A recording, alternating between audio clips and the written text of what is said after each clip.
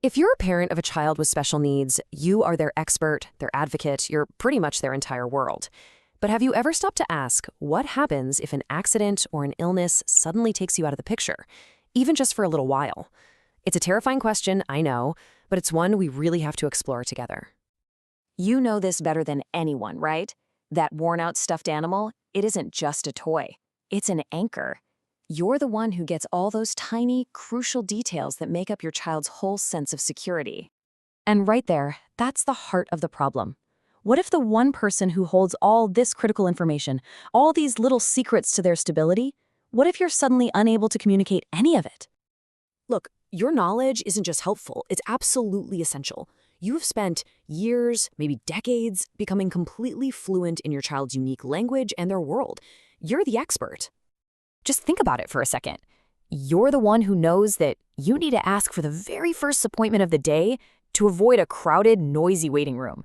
You're the one who can translate their unique way of communicating for a brand new teacher. This isn't just random information, it is the very foundation of their stability. Okay, so what happens when you are suddenly unable to share that knowledge?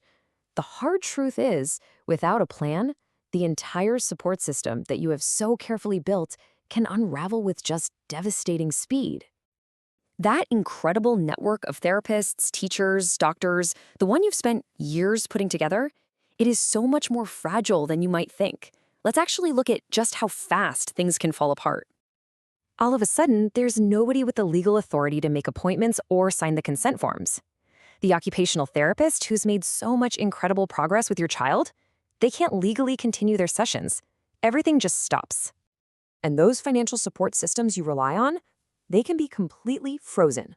Without someone legally designated to manage all the complex paperwork, eligibility can be lost, and your family is left scrambling to pick up the pieces. And here is a really harsh reality. Even the most well-meaning relatives and friends are, legally speaking, powerless. They cannot act on your behalf without the proper legal authority, no matter how desperately they want to help. And this is the ultimate cost. Your child, who absolutely thrives on routine, is caught right in the middle of it all. They're just left adrift in a world of confusion and fear, while all the adults in their life are scrambling to figure out what to do next. Now, a really common mistake is thinking, oh, I have a will, I'm covered. But a will has one fundamental, massive limitation when it comes to something like this.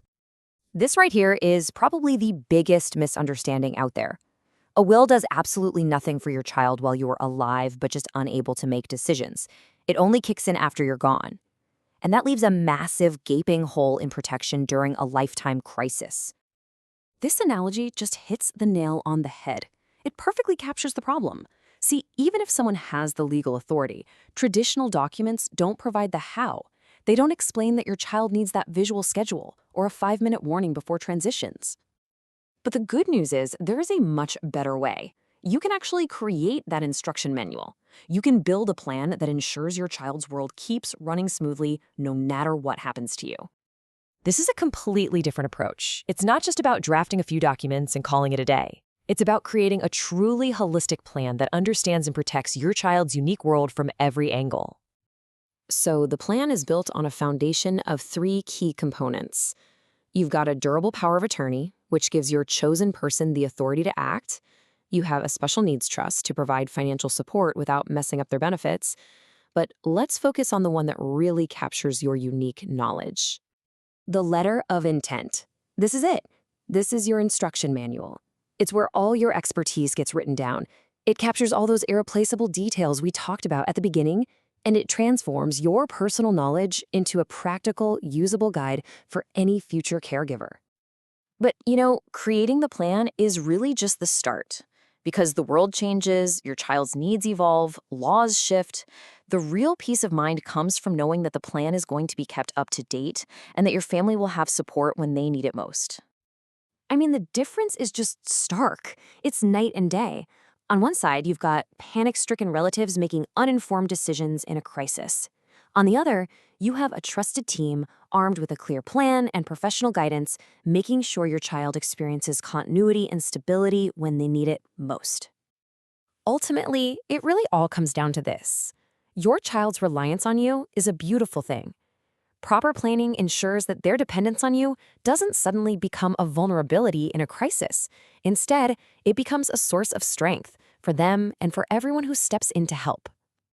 So, the question I want to leave you with is this. What is one single step you can take today to build that bridge of protection for your child, to make sure their world remains safe and secure no matter what the future holds for you?